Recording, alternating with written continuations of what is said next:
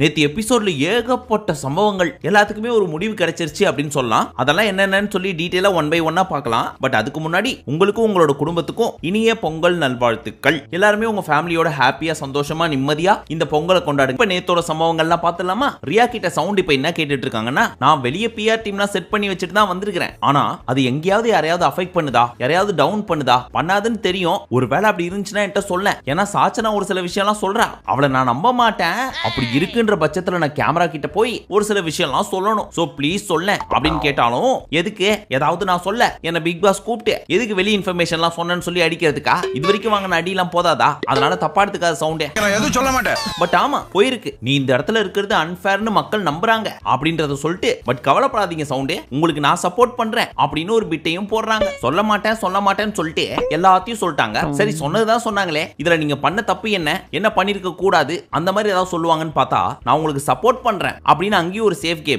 ஆனா வெளியே போனது மட்டும் அன்ஃபேரா. இவங்க ஏதாவது பண்ணாதான் ஃபேரா உள்ள வச்சுக்க முடியும். அதை விட்டு வெளியில் நடக்கிற இன்ஃபர்மேஷனை மட்டும் சொல்லி ஐ சப்போர்ட் யூ, நீ கவலைப்படாத, உனக்கு நான் இருக்கேன் அப்படின்னு மோட்டிவேட் பண்றதுக்கு 1008 பேர் இருக்காங்களே. அதுக்கே மேடம் நீங்க என்ன கேம் ஆனீங்க அப்படின்னு கேட்டா, அதான் எல்லாரையும் மோட்டிவேட் பண்றேனே, எல்லாரும் கூட உட்கார்ந்து பேசுறேனே அப்படிங்கிறாங்க. இவங்களை பொறுத்த வரைக்கும் நான் அடியும் வாங்க கூடாது, அடியும் கொடுக்க கூடாது, நல்ல பேரோடவே இருக்கணும், அண்ட் வெளியே போகாம வீட்டுக்குள்ளேயும் இருக்கணும். அதாவது கூழுக்கும் ஆசை, மீசைக்கும் ஆசை. இது என்ன தத்துவம் தம்பி? சரி, இப்போ 8 பேர் வீட்டுக்குள்ள வந்திருக்கீங்களே, நீங்க உண்மையிலே வீட்டுக்குள்ள இருக்கிற 6 பேர் சேலஞ்ச் பண்ற அளவுக்கு பண்ணிருக்கீங்களா? ரீப்ளேஸ் பண்ற அளவுக்கு என்ன பெர்ஃபார்மன்ஸ் பண்றீங்க? அப்படி ஒருவேளை நான் பெர்ஃபார்ம் பண்ணிருக்கேன் அப்படின்னு நினைச்சீங்கன்னா முன்னாடி வந்து சொல்லுங்க ராஜா அப்படின்னு கேட்டாரு. சோ எல்லா பீஸுங்களும் நான் அது பண்ணிருக்கேன் இது பண்ணிருக்கேன்னு சொல்லி ஒவ்வொரு கதையா சொல்லிட்டு இருந்துச்சீங்க. பட் அவங்க சொன்ன கதை எல்லாத்தையும் கேட்கிறப்போ, இது பேர் தான் ரீப்ளேஸ் பண்றதுக்கு நீங்க பண்ண பெர்ஃபார்மன்ஸா? இதை பார்த்துட்டு உங்களை உட்கார வச்சுட்டு அவங்களை வீட்டுக்கு அனுப்பணுமா அப்படின்ற மாதிரி தான் இருந்துச்சு இவங்க சொன்ன கதை எல்லாமே. எவ்வளவு முக்கியம் நடக்காது. அதுலயும் முக்கியமா நம்ம தர்ஷா குப்தா இருக்காங்களே, அவங்க இந்த வீட்டுக்குள்ள இருக்காங்கன்றதே இவங்க பேசுறப்பதான் தெரியுது. பட் இவங்க சொன்ன காரணம் என்ன தெரியுமா? எனக்கு யாரெல்லாம் ரீப்ளேஸ் பண்ணணும்னு தோணுதோ அவங்கள்ட்ட எல்லாம் அவங்களோட கருத்தை கேட்டு அவங்களோட கான்வர்சேஷன் வச்சு நான் ஒண்ணு பண்ணேன், அதனால நான் ரீப்ளேஸ் பண்றதுக்கு தகுதியானவன் அப்படின்னு சொன்னாங்க. எனக்கு தர்ஷா குப்தா பேசினதெல்லாம் ரொம்ப நியாயமா பட்டுச்சுப்பா. கண்டிப்பா அவங்கள மாதிரியான கண்டஸ்டன்ட்லாம் வீட்டுக்குள்ள இருந்தே ஆகணும். அப்படி ஒரு வேலை இருந்தாங்கன்னு வச்சுங்க, பிக் பாஸுக்கு கல்லா கட்டுதோ இல்லையோ, சென்னையில இருக்க மொத்த மிச்சர் கடையும் ஓஹோன்னு ஓடும். ஹலோ, என்ன கலாய்க்கிறீங்களா? அடுத்து சுனிதா என்ன சொன்னாங்க, நான் 2 பேரை ரீப்ளேஸ் பண்ண ட்ரை பண்ணேன், ஜாக் அண்ட் சௌந்தர்யா. ஜாக்க பொறுத்த வரைக்கும் ஹியூமன்ஸோட எமோஷன்ஸோட விளையாடிட்டு இருக்காங்க, இதை மட்டுமே இத்தனை நாளா பண்ணிட்டு இருக்காங்க, அது அவங்க மூஞ்சி மேலேயே சொல்லிட்டேன். அடுத்து சௌந்தர்யா வெளியே இருந்து மக்களை மேனிபுலேட் பண்ணிட்டு இருக்காங்க, வீட்டுக்குள்ள ஒன்னும் பண்ண மாட்டாங்க அப்படின்றத மக்களுக்கும் சரி அவங்களுக்கும் சரி தெளிவா சொல்லி உடச்சு விட்டேன் அப்படின்னு சொல்லி, நான் வாங்கின அடியை இவங்களுக்கும் கொடுத்தே ஆகணும் அப்படின்னு ரொம்ப தெளிவா இருக்காங்க சுனிதா. இதுல நான் இவங்களை ரீப்ளேஸ் பண்ண மாட்டேன்றது எனக்கு தெரியும், இருந்தாலும் வீட்டுக்குள்ள வந்ததுல இருந்து போற வரைக்கும் லெஜெண்ட் அண்ணாச்சி சொல்ற மாதிரி இனி நான் கொடுக்க போற அடி மரண அடியா தான் இருக்கும், அதுல இருந்து என் எதிரிங்க தப்பிக்கவே முடியாது அப்படின்ற மாதிரி சௌந்தர்யாவை போட்டு குத்துன்னு குத்திட்டு இருக்காங்க. அடுத்தபடியா நம்ம ரியா வந்து, என்னோட கேமை பொறுத்த வரைக்கும் நீ இதான் பண்ற அதான் பண்ற அப்படின்னு அவங்க பண்றதை வெளியில இருந்து பார்த்துட்டு வந்து அவங்கள்ட்டயே சொல்லி அவங்க ஒரு ஸ்பேஸ் கொடுப்பாங்க தெரியுமா, அதை நான் எடுத்துக்கலாம்னு நினைச்சேன். இங்க என்னோட கேமை நேர்மையா ஆடிட்டு இருக்கிறேன், I am a good girl அப்படின்னு ஏதோ சொல்லிட்டு இருந்தாங்க. இதை பார்த்த சுனிதா, ஏமா இங்க எல்லாருமே தான் நேர்மையா ஆடிட்டு இருக்கிறோம், அதையும் தலையை சுத்தி மூக்க தொடர அப்படின்னு கேட்டுட்டு இருந்தாங்களா. இப்ப சௌந்தர்யாவால சுனிதாவை டைரக்டா அடிக்க முடியாது, ஏன்னா அந்த பீஸ் டைரக்டா இங்க பிரச்சனைக்கு இப்போ வரைக்கும் வரல. அதனால சௌந்தர்யா ரியாக்கு சப்போர்ட் பண்ணி இந்த மாதிரிலாம் பேசக்கூடாதுன்னு ஆரம்பிச்சாங்களா. ஏமா இங்க பாரு, நான் உன்கிட்ட பேசினா இப்போ எதுக்கு நீ என்கிட்ட வர, நீ உன் வேலையை பாருமா, எங்க மேட்சை டிஸ்டர்ப் பண்ணாத அப்படின்னு சௌந்தர்யாவை பார்த்து சுனிதா கேட்க, அது எப்படி கேட்காம இருக்க முடியும், ஒரே வீட்டுக்குள்ள இருக்கிறோம், என் முன்னாடி தான் பேசிட்டு இருக்கிற, நான் கேட்க தான் செய்வேன் அப்படின்னு இவங்க சொல்ல, நீங்க எவ்வளவு பண்றீங்க, நாங்க இது கூட பண்ணக்கூடாதா? என்னமா பண்ண, வெளியே எவ்வளவு பண்றீங்கன்னு பார்த்துட்டு தானே வந்தோம், ஒண்ணுமே பண்ணாம இத்தனை நாள் ஓட்டிட்டீங்க. ஆமா ஒண்ணுமே பண்ணாம தான் இத்தனை நாளா உட்கார்ந்துட்டு இருக்கிறோம். ஆமா அதான உண்மை. ஒருத்தவங்க வளர்ச்சியை டவுன் பண்றீங்க, எது நான் பண்றேன்னா, நான் என்டர்டெயின் பண்ணிருக்கேன் மக்களை, அதனாலதான் மக்கள் என்ன உட்கார வச்சிருக்காங்க. எது இப்படி பண்றதெல்லாம் என்டர்டெயின்மெண்டா? பாரு எவ்வளவு கேவலமா பண்ணிட்டு இருக்கிற, நீ பண்றதுக்கு நான் பண்றதுக்கு வித்தியாசம் இல்ல. என்ன வித்தியாசம்? ஏமா ஆர்கானிக்கா வரணும். ஆமா ஆர்கானிக்னால தான் இங்க உட்கார்ந்துட்டு இருக்கிறேன். எது உன் ஆர்கானிக்லாம் எனக்கு தெரியும், அது எல்லாருக்கும் தெரியும், வித் பேப்பர்ஸோட காட்டிடுவேன். காட்டிக்கோ, காட்டிட்டேன், அட பண்ணுமா, ஒரு பிரச்சனையும் இல்ல. ஹலோ, உன்னோட பிஹேவியரோட எல்லாம் எந்த கம்பேரே பண்ணாத, நீ எல்லாரையுமே ப்ரோவோக் பண்ணியே ஒரு சில விஷயம் எல்லாம் பண்ணிட்டு இருக்கிற, சிம்பதி கார்டு ப்ளே பண்ற. என்னமா நான் சிம்பதி கார்டு ப்ளே பண்ண எனக்கு புரியல, அதான் சொல்றேன், புரியாம தான் இத்தனை நாள் நீங்க உட்கார்ந்துட்டு இருக்கிற, உங்களுக்கு தான் புரிஞ்சிச்சுல, நல்லா பண்ணுங்க. என்ன குத்தி காட்டுறியா, நான் வெளியே போயிட்டேன்னு குத்தி காட்டுறியா? நீங்க அப்படிதானே சொல்றீங்க, ஒண்ணுமே தெரியாம நான் இங்க வந்துட்டேன் அப்படின்னு சொல்லி, அப்ப நான் அப்படி வரலன்னு சொல்றியா? 13 வருஷம் தமிழே தெரியாம இந்த ஊருக்கு வந்து இப்ப இந்த இடத்துக்கு வந்திருக்கேன். ஆமா எனக்கும் தான் தமிழ் தெரியாது, நானும் அப்படிதான் வந்திருக்கேன். ஏமா ஒன்றுக்கு எனக்கு டிஃபரன்ஸ் இருக்குதுமா, உனக்கு இங்க ஃபேமிலி பேக்ரவுண்ட் இருக்கு, சம்பந்திங்க ஓட்டு போடுவாங்க மாறி மாறி அப்படின்னு யாரோ சம்பந்தியை கூப்பிடுறாங்க. யாரு? விஷ்ணுவோட அப்பா அம்மாவை சொல்றாங்களோ அப்படி சொல்ல சார். சரி இருங்க, முழுசா முடிச்சிட்டு பின்னாடி அதுக்கு வருவோம். சோ உங்களுக்கு ஓட் பண்றதுக்கு ரிலேட்டிவ்ஸ் இருப்பாங்க, ஃபேமிலி இருப்பாங்க. எனக்கு யாருமே தெரியாது, எங்க அம்மா அப்பா தங்கச்சிக்கெல்லாம் தமிழ் தெரியாது, யார் எனக்கு ஓட் பண்ணுவா அப்படின்னு அழுவ ஆரம்பிச்சிட்டாங்க. ஒரு சின்ன எக்ஸாம்பிள் மட்டும் சொல்றேன். ஒரு ஸ்கூல்ல 2 பசங்க இருக்காங்க. அதுல ஒருத்தன் நல்லா படிக்கிற பையன், இன்னொரு பக்கம் பிட் அடிச்சு பாஸ் பண்றவன். எக்ஸாம் ரிசல்ட்ட பாக்குறப்போ அந்த படிக்கிற பையன் எடுத்த மார்க் 1000க்கு 920. ஆனா அந்த பிட் அடிச்சு பாஸ் பண்ணவன் 990 மார்க். இப்போ அவன ஸ்கூலே பாராட்டுது. அப்போ யூசுவலாவே படிக்கிற பசங்க எப்படி யோசிப்பாங்க, ச்சே இன்னும் கொஞ்சம் நல்லா படிச்சிருந்தேன் அப்படின்னா ஸ்கூல் ஃபர்ஸ்ட் வந்திருக்கலாமே அப்படின்னு ஃபீல் பண்ணிட்டு இருக்கிறப்போ, டேய் இதெல்லாம் ஒரு மார்க், சி இங்க பாத்தியா 990 ஸ்கூல் ஃபர்ஸ்ட் போ போ அப்படின்னு சொல்றப்போ அந்த பையனுக்கு எவ்வளவு வலிக்கும். அந்த வலி சுனிதாவோட அழுகையில நேத்து தெரிஞ்சு. அப்ப நான் பட்ட பாடு இருக்கே, ஐயோ ஐயோ. இதேதான் நம்ம ஸ்டார்டிங்ல இருந்து சொல்லிட்டு இருக்கோம். எல்லாருமே பிஆர் வச்சு டாப் 5லயோ இல்ல டைட்டிலே அடிக்க முடியும் அப்படின்னா அப்புறம் எதுக்கு இந்த ஷோ, எதுக்காக மக்கள் ஓட்டு போடணும்? ஆனா ஒண்ணு, நம்ம எல்லாம் வாயை திறந்து கேட்க முடியாதத சுனிதா நம்ம சார்பா கேட்டிருக்காங்க. அதுல இருந்து நமக்கு என்ன தெரிய வந்துச்சு அப்படின்னா, நான் இவ்வளவு ஹார்ட் ஒர்க் போட்டிருக்கேன், உண்மையா இருந்திருக்கேன் இந்த ஷோக்கு, ஆனா நான் சீக்கிரம் போயிட்டேன், நீ ஒண்ணுமே பண்ணல, சும்மா ஒரு சில ரியாக்ஷன் கொடுத்துக்கிட்டு மத்தவங்கள ப்ரோவோக் மட்டும் தான் பண்ணிட்டு இருந்த, ஆனா நீ டாப் 5 அப்படின்றத போஸ்டர் அடிச்சு மாலை போட்டு பாலாபிஷேகமும் பண்ணிட்டாங்க. 2 நிமிஷம் தான் போய் பேசிக்கிந்த செருப்பு லெவல்ல கொண்டாந்து விட்டுட்ட. இப்போ டாப் 6 கண்டஸ்டன்ட்ஸை கூப்பிட்டு நீங்க அவங்க பேசினதுல ஏதாவது உடஞ்சிங்களா, உங்களை பிரேக் பண்ணிருக்காங்களா, அப்படி பண்ணிருக்காங்க அப்படின்னா அதுக்கு என்ன காரணம் அப்படின்னு கேட்டிருந்தாரு பிக் பாஸ். இதுக்கு நம்ம ஆளுங்க எல்லாருமே வந்து ஒரு இம்மி அளவு கூட உடையல, இன்னொன்னு ட்ரை பண்ணாங்க, பெட்டர் லக் நெக்ஸ்ட் டைம் அப்படின்னு சொல்லி முடிச்சு விட்டாங்க. ஆனா சௌந்தர்யா மட்டும், ஆமா நான் உடஞ்சேன், சுனிதா என்ன பிரேக் பண்ணா அது ஸ்டார்டிங்ல, ஆனா இப்போ அவங்களை என்ன மாதிரி தான் பாக்குறேன், ஒருத்தங்க எமோஷன் ஆகிறப்ப அழதான் செய்வாங்க, அந்த மாதிரி அவங்க அழுகுறப்போ என்னால அது புரிஞ்சுக்க முடியுது. ஆனா முன்னாடி தான் நான் பிரேக் ஆயிருந்தேன், ஆனா இப்ப கிடையாது, சோ நானும் பிரேக் ஆகல அப்படின்னு முடிச்சு விட்டாங்க. சோ நம்ம பெரிய தலை அதான் சொல்லிட்டாங்கல்லப்பா பிரேக் ஆகலன்னு, அதனால நீங்க ரீப்ளேஸ்லாம் பண்ண முடியாது, வேணா கொஞ்ச நாள் வீட்டுக்குள்ளே இருந்துக்குங்க, கொஞ்ச நாள் கழிச்சு வீட்டுக்கு அனுப்பிச்சிருவோம், ஓகேவா அப்படின்னு நம்ம எதிர்பார்க்காத ஒரு விஷயத்த நேத்து நம்ம பிக் பாஸ் பண்ணாரு. அதெல்லாம் பாக்குறப்போ எப்படியாவது இவங்கள 2 பேரை ரீப்ளேஸ் பண்ணிடுவாங்க அப்படின்னு சொல்லி கட்சி வரைக்கும் நம்பணும், நடக்காமலே போச்சு அப்படின்னு உங்களுக்கு வருத்தம் தானே? ஐயோ எதிர்பார்க்கவே இல்ல, நான் சும்மா அஸ்திட்டாங்க. அடுத்தபடியாக நம்ம தர்ஷிகா வீட்டுக்குள்ள வந்தாங்க. அவங்கள பார்த்துட்டு எல்லாரும் குஷியா நின்னுட்டு இருக்கிறப்போ நம்ம விஷால் மட்டும் பேய் அரைஞ்ச மாதிரியே நின்னுட்டு இருந்தாரு. அப்ப அவர் மைண்டுக்குள்ள என்னென்ன ஓடிச்சு அப்படின்றது அவர் மூஞ்ச பாக்குறப்பவே தெளிவா தெரிஞ்சு, ஐயோ நம்மள அடிக்கிறதுக்குனே வீட்டுக்குள்ள அனுப்பிச்சு விட்டுருக்கானுங்களே, இந்த அம்மா வந்து என்னென்ன பேச போதோ, இந்த ஃபேட் மேன் வேற நம்மள்ட்ட 1008 சொன்னாரு இவளை பத்தி, வெளியே போய் அப்படி சொல்லியிருக்கா இப்படி சொல்லியிருக்கான்னு சொல்லி இப்ப என்ன பண்ண போறா அப்படின்ற மரண பயம் விஷாலோட கண்ணுக்குள்ள தெரிந்தது. ஐயோ அங்க பார்த்துட்டு அப்படியே நம்மள பாக்குறாங்களே, கிரியாளா உடம்பு இரும்பாக்கிக்கடா. பட் தர்ஷிகா எல்லாரையும் கட்டி புடிச்சு அவ்வளோ ஹாப்பியா பேசிட்டு இருந்தாங்க. ஆனா விஷாலை மட்டும் பார்த்துட்டு ஐயோடா அப்படின்ட்டு போயிட்டாங்க. சோ நம்ம விஷால் ரைட் நம்மள்ட்ட வர்றப்ப சிரிச்சு பேசி கட்டி புடிச்சு ஐ மிஸ் யூடா அப்படின்னு சொல்லுவான்னு பார்த்தா ஐயோடான்ட்டு போறா. அப்ப இன்னைக்கு ஆப்பு கன்ஃபார்ம். சோ எதுவும் இப்போதைக்கு பேச வேணாம், அப்படியே போய் கிச்சன்ல நின்னுப்போம் அப்படின்னு அங்க போய் நின்னுக்கிட்டாரு. அப்ப நம்ம சிவான போய் என்னப்பா மூஞ்ச உருன்னு வச்சிருக்க, வருத்தமா அப்படின்னு கேட்க, அதெல்லாம் ஒண்ணும் கிடையாதுண்ணே, அவன் வந்ததுல சந்தோஷம் தான், நான் யோசிச்ச விஷயம்லாம் நடக்குதே சோ ஹாப்பி அப்படின்னு சொல்லிட்டு இருந்தாரு. சிரிப்பு இருக்கு ஆனா சந்தோஷம் இருக்கா.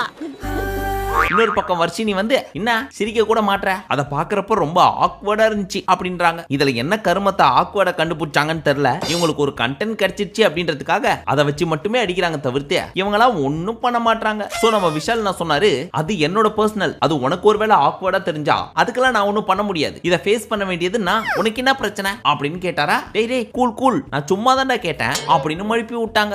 Okay okay cool down cool down, இதுக்காக ஏன் டென்ஷன் ஆவற, இதுக்காக நாமே சண்டே போடணும். சும்மா கேக்குறானா சும்மா கேக்குறான்னு சொல்ல வேண்டியது தானே, அதை விட்டு ஆக்குவோடு ஆக்காத விடுனா சொன்னா காண்டாவுமா ஆவாதா? இரு அதே ஆக்குவோட உனக்கு திருப்பி கொடுக்குறேன். இப்போ அருண் இதே மாதிரி வந்து உனக்கு என்ன மாதிரி ஒரு சிச்சுவேஷன் இருந்துச்சுன்னா எப்படி இருக்கும் அந்த மாதிரிதான் இது, சும்மா ஏதாவது பேசணும்னு பேசாத அப்படின்னு ஆஃப் பண்ணி விட்டாரு வர்ஷினிய.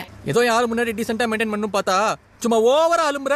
அதுக்கப்புறம் தர்ஷிகா பவித்ரா கிட்ட போய், பவி உண்மையிலேயே உன்ட்ட மனசார சாரி கேட்கிறேன், என்ன மன்னிச்சிரு, எனக்காக நீ நிறைய பண்ணிருக்க, அதெல்லாம் எனக்கு தெரியவே இல்லை, என் தப்பு தான், அம்மா எல்லாம் ரொம்ப டவுன் ஆயிட்டாங்க நான் பண்ண விஷயத்தெல்லாம் பார்த்து, அம்மாவே என்ன புரிஞ்சுக்கலன்றப்போ யார் என்ன புரிஞ்சுப்பா, கஷ்டமா இருந்துச்சு பவி, ரொம்ப வருத்தமா இருக்கு அப்படின்னு இவங்க ஃபீல் பண்ணிட்டு இருந்தாங்களா. அப்போ பவித்ரா என்ன சொன்னாங்க, கவலைப்படாத தர்ஷு உனக்காக நான் நிப்பேன், பட் எனக்குன்றப்போ இந்த வீட்டுக்குள்ள பேசுறதுக்கே யாரும் இல்ல, கேட்கறதுக்கும் யாரும் இல்ல அப்படின்னு சொல்லி இவங்க அழுவ ஆரம்பிச்சிட்டாங்க. ஆனா ஃப்ரெண்டுனா பவித்ரா மாதிரி ஒரு ஃப்ரெண்டு வேணும்பா ஒவ்வொருத்தரோட வாழ்க்கையிலயும். விஷயம். அப்படி அமைஞ்சிட்டா மீதி ஆரோக்கிய பால்ல வர்ற அக்கா சொல்லுவாங்க.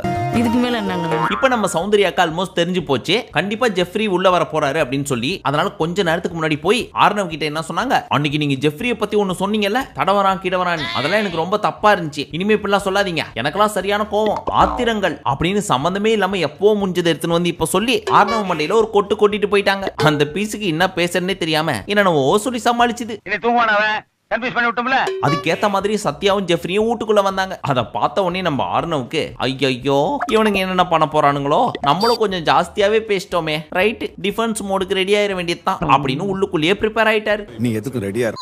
அந்த டைம் பார்த்து சுனிதா போய் இவர்கிட்ட அடுத்து என்ன அசின்னா ஹாப்பியா அப்படின்னு அன்ஷிதா வர போறத பத்தி சொல்லிட்டு இருந்தாங்களா. அப்ப நம்ம ஆர்னவ் என்ன சொன்னாரு, அன்ஷிதா வந்தா எனக்கு நான் ஹாப்பி தான், இந்த விஷாலுக்கு தான் ஹாப்பி அப்படின்னு அவரை கோத்து விட்டாரு. இது நம்ம விஷால் காதுல கேட்க வந்துச்சு பாருங்க குஷி ஜோதிகா மாதிரி நம்மளுக்கு கோவம்.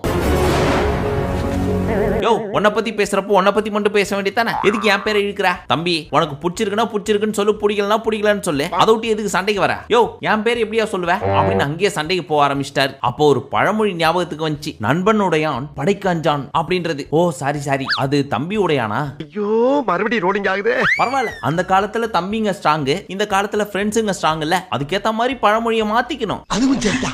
இப்ப இவங்க ரெண்டு பேரும் உள்ள வந்த உடனே வாங்க வாங்க வாங்க எல்லாரும் லிவிங் ஏரியாக்கு வாங்க அப்படின்னு கூப்பிட்டு உட்கார வச்சு இந்த பைபிள்ல என்னென்ன பண்ணுச்சோ அது எல்லாத்தையும் திருப்பி இந்த பைபிளுக்கு பண்ணாங்க. டேய் பட்டன் போடுறா அப்படின்னு ஜெஃப்ரி சொல்றதும், டேய் நீ என்ன தடவாதரா அப்படின்னு சத்யா சொல்லவும் நம்ம சிரிச்சிக்கினே சமாளிச்சிட்டு இருந்தாரு. ஒரு பாயிண்ட்ல ஜெஃப்ரி டைரக்டாவே அட்டாக் பண்ண ஆரம்பிச்சிட்டாரு. எப்படி நேர்ல பேச தெரியும்ல உங்களுக்கு?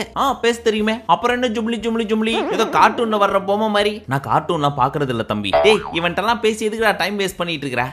வேற டேய் கூட்டு போங்கடா. எந்த சீசன் ராய்வன் டாடி ஷேவ் பண்ணலையா, ஃப்ரைடே ஷேவிங் கிட்லாம் கொடுக்கலையா உங்களுக்கு அப்படின்னு டைரக்டா மூஞ்சி மேலே அடிக்க ஆரம்பிச்சாலும் அந்த பைபிள்ல எதுவும் பேச முடியாம இப்போதைக்கு மௌன விரதத்துல இருப்போம் அப்படின்னு அமைதியா மட்டுமே இருந்துச்சு. பொறுமையே பெருமை. அதுக்கப்புறம் அங்க இருந்து எல்லாருமே சேர்ந்து இதை விட்டுருங்களேன், அவங்க பண்ணதே நீங்களும் பண்ண வேணாம் அப்படின்னு சொல்லி கன்வின்ஸ் பண்ணதுக்கு அப்புறம் சரி போயிட்டு போட்டோம் அப்படின்னு அந்த மேட்டரை விட்டு எல்லாருமே நல்லா ஆடினீங்க, சூப்பரா பர்ஃபார்ம் பண்ணீங்க அப்படின்னு சொல்லி டாப் 6 கண்டஸ்டன்ட்ஸை மோட்டிவேட் பண்ணிட்டு இருந்தாங்க. இருந்தாலும் அவங்களுக்கு மனசு ஆறல, இன்னும் 2 போடுவோம் அப்படின்னு சொல்லி மறுபடியும் அந்த பீஸை புடிச்சுனோம்னாங்க. பத்தல இங்க இருந்த நிறைய பேர் நான் இல்லாதப்ப கூட எனக்கு சப்போர்ட் பண்ணீங்க, அப்பதான் உங்களை எல்லாம் நான் சம்பாதிச்சிருக்கேன் அப்படின்னு எனக்கு ஃபீல் ஆச்சு. அப்புறம் ஏதோ சொன்னீங்களே, அது என்னது, கண்ணில் விரல விட்டு ஆட்ட போறீங்களா? விரல்லாம் பத்திரமா இருக்கா? இவ்வளவு கேட்கிறாரே, ட்ரெஸ் போடல கீழன்னு ஒரு செட்டு ட்ரெஸ் வாங்கிட்டு வந்து கொடுக்கலாம்ல இப்படின்னு மறுபடியும் ஆரம்பிக்க, எப்பா விட்டுருங்கப்பா, அவர் பண்ணதே நீங்களே ஏன் பண்றீங்க அப்படின்னு சொன்னதுக்கு அப்புறம் லாஸ்டா ஒன்னு சொல்லி முடிச்சுக்கிறேன். எங்க வீட்லயே அக்காங்கெல்லாம் இருக்காங்க, அண்ணன்க இருக்காங்க, அவங்களுக்கு எல்லாம் என்ன பாக்குறப்ப இந்த மாதிரி தடவர மாதிரிலாம் தோணலையே, அது பாக்குறவங்க கண்ணில் தான் இருக்கு அப்படின்னு சொல்லி எல்லாத்துக்கும் ஒரு கிளாரிபிகேஷன் கொடுத்தாங்க. என்ன ஒரு சின்ன பையன் வசல பேசுறா கேட்டு பேசாம இருக்கீங்க. பட் இதெல்லாம் ஏன் கேட்டாருன்றதுக்கு ஒரு ரிப்ளை கொடுத்தாரு பாருங்க. இதெல்லாம் நான் கேட்கல, விஜய் சேதுபதி சாரால கேட்க முடியாது, ஏன்னா அவர் ஒரு ஹோஸ்ட், அதுக்கு பதிலா நீங்க கேளுங்க அப்படின்னு சொல்லி எனக்கு ஏகப்பட்ட messages, phone calls back to back வந்துட்டே இருந்துச்சா, அதனால தான் கேட்டேன் அப்படின்னு. அதெல்லாம் பாக்குறப்போ ஆர்னவா அப்படிலாம் கேட்கலப்பா, மக்கள் கேட்க சொல்லியிருக்காங்க, பேச சொல்லியிருக்காங்க, அதுக்காக தான் அவர் போய் பேசியிருக்காரு அப்படின்றது நமக்கு புரிய வந்துச்சு. எவ்வளவு தங்கமான மனசு பாத்தீங்களா நம்ம ஆர்னவுக்கு. உங்களை மாதிரி மனுஷன்லாம் இருக்கனாலதான் கொஞ்சம் மழை பெய்யுது. அப்புறம் இவங்க 2 பேரும் விஷால பார்த்து என்ன சொன்னாங்க, ஏன் நீ அழுதுட்டே இருக்க, வருத்தப்படாத, வர்றவங்க போறவங்க 1008 சொல்லதான் செய்வாங்க, உனக்கு தெரியும்ல உன்னை பத்தி, இங்க யாருமே அப்படியே பர்ஃபெக்ட்லாம் ஒண்ணும் கிடையாது, எல்லாருக்குமே நீ தப்ப உணர்ந்துட்ட அப்படின்றது தெரியுதுடா, அதனால எவனாவது ஏதாவது சொல்லிட்டா இந்த காதுல வாங்கி இந்த காதுல விட்டு போயிட்டே இரு, அதுல உனக்கு எது தேவையோ அதை மட்டும் எடுத்துக்க, விஷால் உனக்காக நான் வந்து நிப்பேன், உன்னை விட்டுற மாட்டேன் அப்படின்னு சத்யா சொல்ல கண்ணை தண்ணி வச்சுண்டார் விஷால். ஃப்ரெண்ட்ரா தேவா, நீ என் ஃப்ரெண்ட்ரா. ஆனா இதெல்லாம் சொல்லிட்டு இருக்கிறப்போ ஆர்னவ மைண்ட்ல வச்சுதான் சொல்லிட்டு இருந்தாரு. ஆனா குற்றமுள்ள நெஞ்சு குறுகுறுக்கும் அப்படின்னு சொல்லுவாங்கல்ல, அந்த மாதிரி நம்ம ஃபேட்மேனுக்கு நம்ம விஷால் மண்டையை கழுவிட்டு இருந்தோமே, அதெல்லாம் பார்த்துட்டு தான் இவனுங்க பேசிட்டு இருக்கானுங்களோ அப்படின்னு லைட்டா தோண ஆரம்பிச்சிருச்சு போல இருக்கு. சோ இவங்க 2 பேர்கிட்டயும் உங்களை விட ஜாஸ்தியாவே எங்களுக்கு ஃபன் பண்ண தெரியும், ஆனா சபை நாகரிகம் கருதி ஒரு சில விஷயம்லாம் இங்க சொல்ல முடியாது அப்படின்றதுனால தனியா கூட்டு போய் சொன்னேன். அண்ட் வயசு வித்தியாசம் ஒண்ணு இருக்குல்ல, அதையும் மைண்ட்ல வச்சுதான் சொன்னேன். சோ பழசெல்லாம் நோண்டிங்கன்னு வச்சுங்க வேற மாதிரி போகும், அதனால அதெல்லாம் இழுக்காம ஜாலியா போவோம் அப்படின்னு ஒரு தேங்கிங் யூ போட்டுக்கிட்டாரு. ஓ அப்படியா விஷயம். ஆனா தலைவர் கேட்டாரு தெரியுமா சண்டே எபிசோட்ல, நான் இந்த சீசனோட வில்லன் ஆயிட்டனா அப்படின்னு சொல்லி. ஆனா இப்ப சொல்றேன், அதுல எந்த ஒரு சந்தேகமும் இல்ல, நீங்களும் உங்க பக்கத்துல ஒருத்தர் உட்கார்ந்திருக்காரு தெரியுமா, நீங்க 2 பேரும் தான் இந்த சீசனோட வில்லன். சாச்சனாவை கூப்பிட்டு நீ விஷால பார்த்து பிளே பாய்னு சொன்னது ரொம்ப தப்பு, ஒருத்தர் பிளே பாய் அப்படின்னு சொல்லி பிராண்ட் பண்ற, இதுக்காகவே நீ அவர்கிட்ட போய் சாரி கேட்கணும் சாச்சு அப்படின்னு சொன்னாங்களா. ஐயோ மறுபடியும் என் பேர் தப்பா போயிடுச்சா அப்படின்னு அழுதாங்க பாருங்க, ஒரு அழுக. அத வாயாலலாம் எக்ஸ்பிளைன் பண்ண முடியாது, ஒரு சின்ன கிளிப்பா நீங்களே பாருங்க.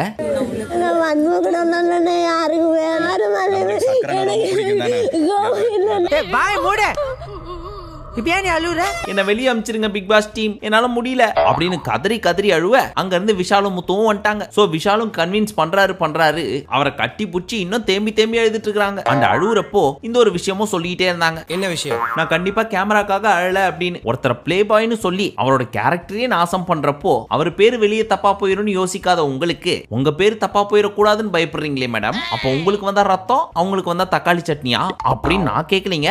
ஆர்னவ் சொன்ன மாதிரி எனக்கு நிறைய பேர் மெசேஜ், போன் கால்ஸ், ஃபாரின் கால்ஸ்லாம் பண்ண சொல்லி கேட்க சொன்னாங்க. என்கிட்ட என்ன கேட்டுட்டு இருந்தாங்க, எப்போ பார்த்தாலும் விஷால தனியா கூப்பிட்டு அவரோட மண்டையை கழுவிட்டே இருந்தீங்களே, எங்க ரெண்டு பேரோட மேட்டரை எடுத்து அது எங்களோட பர்சனல், நாங்க ரெண்டு பேரும் ஃபேஸ் பண்ணிக்க போறோம், சார்ட் அவுட் பண்ணிக்க போறோம், எதுக்கு அதை வச்சு நீங்க ஒரு கேம் பிளே பண்றீங்க? இங்க பாருமா, அதெல்லாம் கேட்கறதுக்கு உனக்கு எந்த ரைட்ஸும் கிடையாது. உன்னை யார் அப்படி இன்டர்வியூ கொடுக்க சொன்னது? உன் இன்டர்வியூக்கு அப்புறம் தான் விஷால எல்லாருமே இப்படி பார்க்க ஆரம்பிச்சாங்க அப்படின்னு வேற மாதிரி போர்ட்ரே பண்ண ஆரம்பிச்சிட்டாரு. அதான் வர்கீஸ்.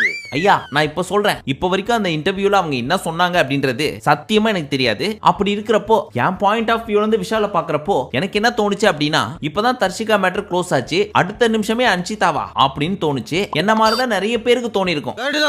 ஆனா நம்ம ஃபேட்மேன் சொல்ற மாதிரி இவங்க அந்த இன்டர்வியூல என்னதான் சொல்லியிருக்காங்க அப்படின்றத குட்டியா பாப்போமா? என்கிட்ட நடிச்ச பெஸ்ட் ஆக்டர்னா இந்த அவார்டை யாருக்கு தெரியும்? I think it's Vishal.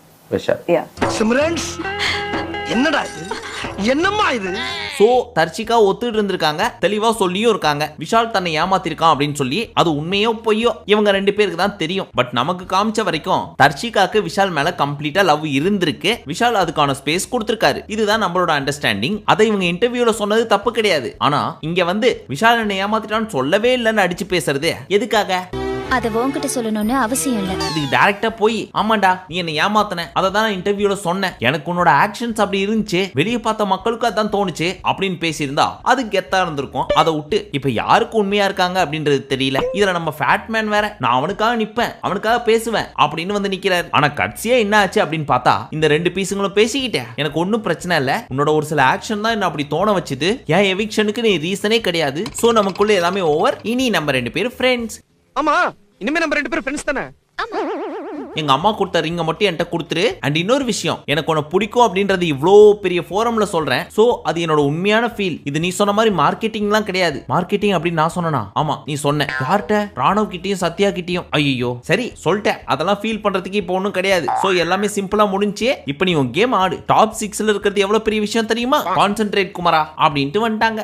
இதுக்கு பருத்தி மூட்டை பேசாம குடோன்ல இருக்கலாமே. அதை விட்டு எதுக்கு ஒரு லவ் கண்டென்ட்னு ஆரம்பிச்சு எங்கேயோ போய் கட்சியில இன்டர்வியூ எல்லாம் கொடுத்து இப்ப இங்க வந்து நிக்கணும். சரி அதை மறுபடியும் நோண்ட வேணாம், இன்னும் 5 நாள் தான் இருக்குது முடிய போறதுக்கு. இப்போ அதை நோண்டி ஃபர்ஸ்ட்ல இருந்து ஆரம்பிச்சோன்னு வைங்க, உங்களுக்கு எனக்கும் கொட்டாவி தான் வரும். சோ இதோட இதை முடிச்சுக்கலாம். ஏன்னா இந்த அவசரம் முடிவு. சோ ஃபைனலி தர்ஷிகாட்ட பேசி எல்லாத்தையும் ஃபிக்ஸ் பண்ணி அவங்க அம்மாவோட ரிங்க திருப்பி கையிலேயே கொடுத்துட்டு இப்ப அன்ஷிதா என்கின்ற அசினோட வருகைக்காக ஆவலா காத்து கொண்டிருக்கிறார் நம்ம விஷால். வெயிட் பண்றேன். ஐ திங்க் மோஸ்டா எல்லாத்தையும் கவர் பண்ணிட்டோம்னு நினைக்கிறேன். அப்புறம் ஆனந்தியும் ரஞ்சித் அண்ணனும் வந்தாங்க. பட் எதுக்கு வந்தாங்கன்னு தெரியல. ஆனா இவங்க ரெண்டு பேரும் வந்த உடனே மறுபடியும் நம்ம ஃபேட்மேன் புதுசா இவங்கள வச்சு ஒன்னு ஸ்டார்ட் பண்ணிட்டாரு. சௌந்தர்யாவும் ஆனந்தியும் பேசிட்டாங்களான்னு பாத்தியா? பேசல, அதுக்கெல்லாம் ஒரு காரணம் இருக்கு அப்படின்னு. ஐயா ஆனா ஒண்ணு மட்டும் சொல்றேன், உங்களுக்கு யாரோ தப்பா ஃபேட்மேன் பேர் வச்சுட்டாங்க, அதுக்கு பதிலா காசிப் மேன் வச்சிருக்கணும், பர்ஃபெக்ட்டா இருந்திருக்கும். சரி நம்மளும் டெய்லி கேட்டுட்டு இருக்கிறோம் அந்த பொட்டி மேட்டர் என்னாச்சுன்னு. கட்சி வரைக்கும் கொடுக்காமலே ஏமாத்திடுவாங்க போல இருக்கு. நாளாக ஆளுங்கெல்லாம் குறைவாங்க, சீசனை ஜாலியா முடிச்சு விடுவோம்னு பார்த்தா வெட்டு குத்து அடி தட்டி தான் போயிட்டு இருக்குது, தவிர்த்து ஃபன் மொமெண்ட்னு எதுவும் பெருசா நடந்த மாதிரி